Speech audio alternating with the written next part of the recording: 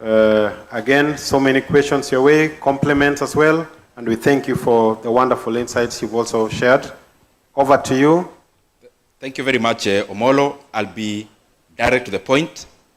One, thank you very much, Raphael, also for you as you talk about forex reserves. Tell Kenyans is majorly a rearrangement. We have seen a decline in forex reserves in commercial banks, and then an increase in forex reserves in government. And therefore, more of it is not an increase. It is a shift from commercial banks to actually private, public. Secondly, the issue of misalignment on Raphael of exchange rate. You say there is no misalignment. Misalignment meaning between what you get in the bank when you go to exchange and also what should be in terms of the other parameters. You go ahead to say that Kenya shillings should be trading at 110. So I don't know what that is, because that is also a misalignment. The second question, I had many, but I'll be very brief. My brother who said about the previous position I held as the chairman of budget. And I started by saying that Kenya, in terms of parliament, has 3 committees that deals with the economy directly. So I was dealing with expenditure, another committee with debt, and another committee on finance with taxes and such. If you look at all our reports as budget committee then, all of them without exception, we talked about unsustainability of debt. So that was there, and it's there in the record. But number 2, I want to, because let's be candid as Kenyans. I mean, tuodoe PR. We talked about the regime of President Kibaki. We talked about the regime of Uhuru Kenyatta. We are now talking about this regime. So I want to request my brother to tell me, who was chairman of budget during President Kibaki's time? And why do they not get compliments for the work he did? Let us assign responsibility where it is due. And let us be honest. The committees in parliament, and especially when the committees on the government side, departmental committees, budget committee, what you do is to propagate the agenda of the collective responsibility. But we have to know where the buck stops.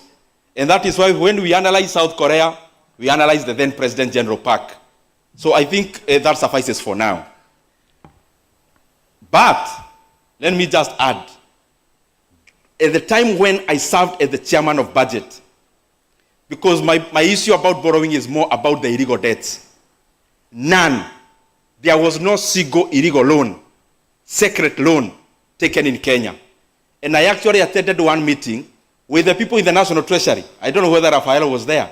And we actually declined and refused the issue of securitization. Even the current PS of the National Treasury was not for securitization, was not for those illegal loans. And therefore, again, you cannot wrap the records through a rubber. You can go to the websites. There was no securitization when I was budget chair. There was no illegal boats. Every borrowing was in the main book of government. Samuel, about Kiharu and achievements, what we do major in Kiharu is that community projects are done in what we call labor-based. And therefore, we end up having no one taking profits. So the entire utility of the money goes to the project. And that is why we achieve so much with so little. CPA Vincent, thank you very much for the compliments on borrowing, whether it is safe in terms of T-bills and bonds. I just request, because there is no time, go and read about Ghana and haircuts. When Ghana reached where Kenya is going, the people who had lent to government were called in a round session. They were told, guys, we are in this situation. We know we owe you. We know I owe you 1 million shillings, but from today I owe you 700,000. It is a sovereign saying, so you do what you need to do. Read about Ghana, including pensions were cut. So when we reach a point where the government cannot service, the end result is to call leaders in a round table and basically say, we cannot. So whether to buy T-bills or boats, I think you can make that decision depending on your investment horizon.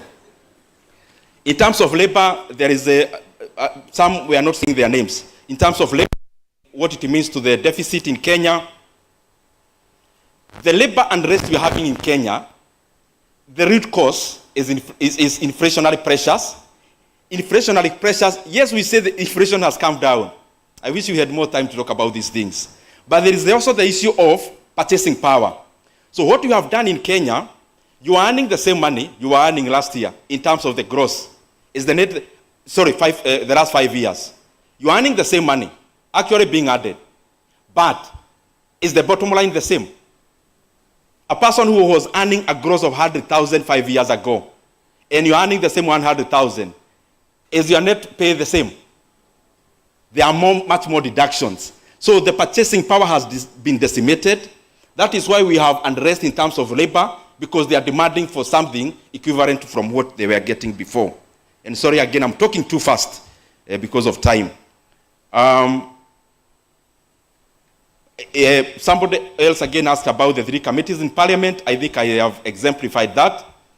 And I thought you guys would give me compliments, because, and which you have done, because if an astronaut tells you about space, they have been in space.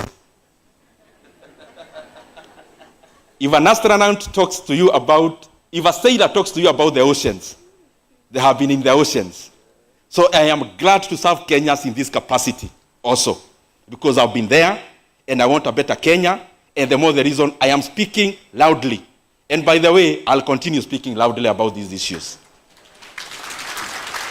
Thank you, thank you. I can see I have a minute. Governor Aguma, in terms of the comparison, Governor, I did 3 years because I thought it would be unfair for this current administration, because they have only served for 3 years. So I took from when each one of them started, what they did for 3 years up to the end. So I couldn't take 10 years. There's not 10 years yet. 5 years is not yet. So I took what is available. And out of that, President Kibaki grew the economy by 36% in his first 3 years. President Uhuru by 21%. The current administration by 14.9%. Those are figures. They are facts. There is nothing much I can do about them. In terms of leadership, another brother, why do leaders... And I want to confront these issues as a year. Why are you talking now? I am talking about it now because even then, when I was talking with the reports, even the reports of the budget committee then indicate we were totally against illegal debts. And none of the illegal debts were taken when I was chairman of budget. 0 securitization, 0 illegal bonds, 0 secret loans, because it was wrong, it is still wrong. Honorable Captain, it was the same about President Kibaki. Only one mistake you did.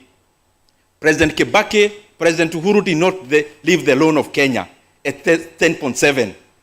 2022, you can Google. The debt was 8.7 trillion.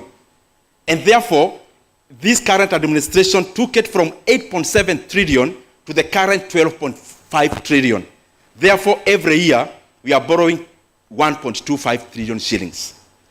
As I come to the finish, CPA Mohammed, I think it was more or less the same.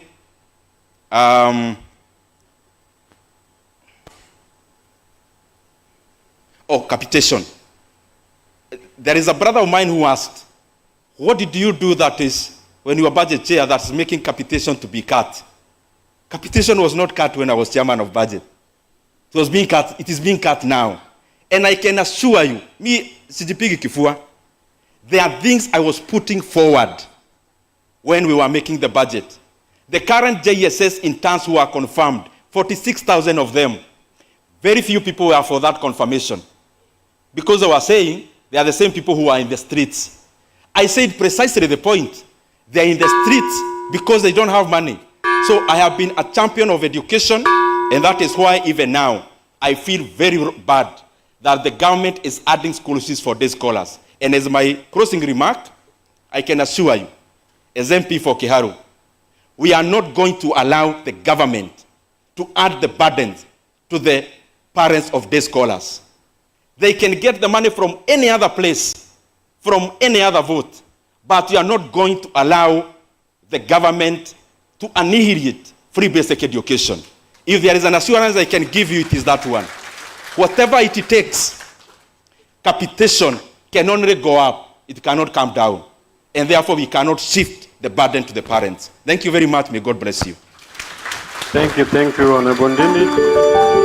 And I think he's aptly captured the questions raised. Maybe just for fact check, Ndindi Nyoro, we have hired 76,000 teachers in 3 years.